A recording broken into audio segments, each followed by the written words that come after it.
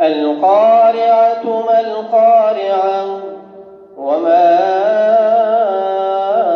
أدراك ما القارعة